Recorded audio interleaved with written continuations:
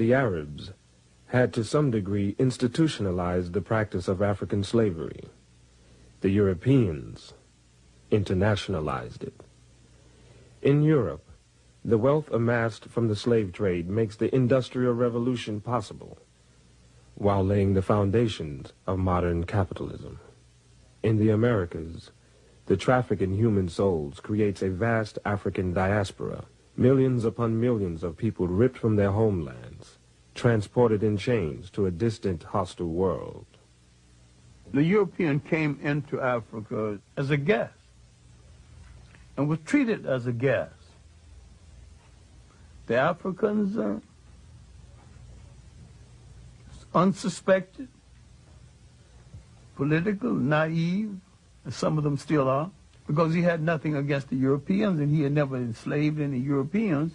He just assumed automatically no European would enslave him. He had never dealt with anyone who would enslave the host and the wife who cooked the meal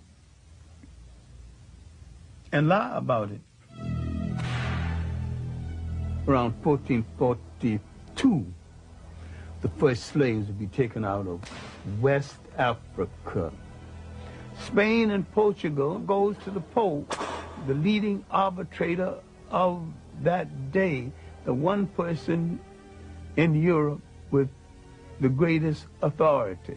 The Pope would say to Spain and Portugal, you take the East and you take the West, and you two good Catholic nations start fighting among yourselves.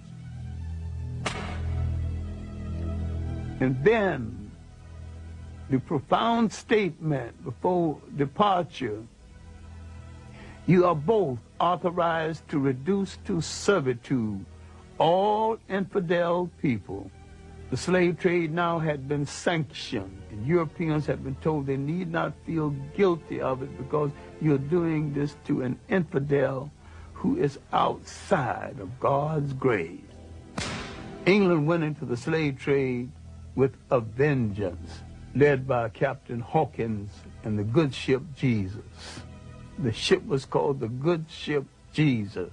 The coat of arms on the ship was two Africans bound back to back with their arms tied. So they saw no contradiction in being in the slave trade and being Christians at the same time. We cannot deal with this enough because we're still suffering from this inside of the mind of a lot of people in this world, into the millions. We are outside of humanity, outside of the grace of God. That's a terrible feeling as you walk the earth, because what has been taken away is your essential humanity, your human beingness. And when they take away your human beingness, they take away your nationness.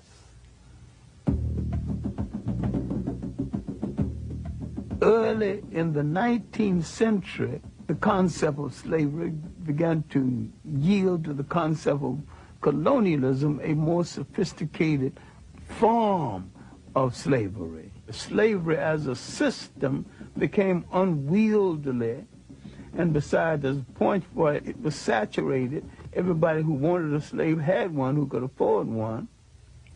The European nations of size that did not have any portion of Africa began to grumble.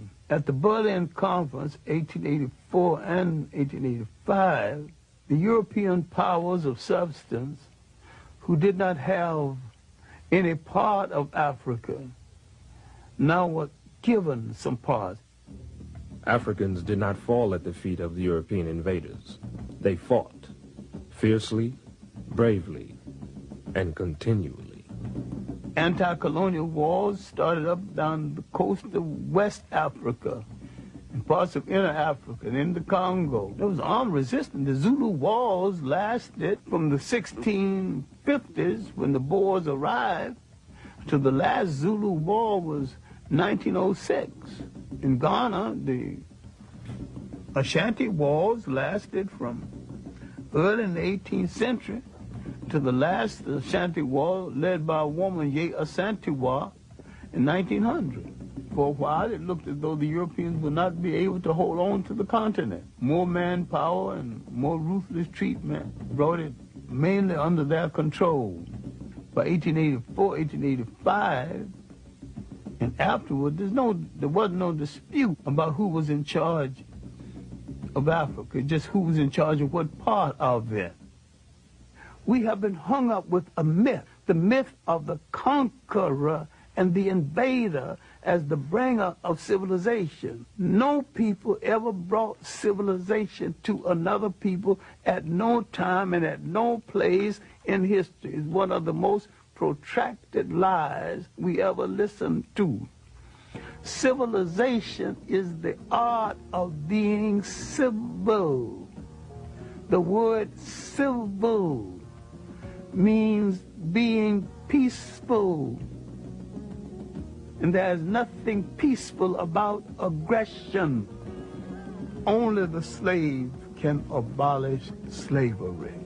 If someone is on your back, you have to bend a little to balance them on your back.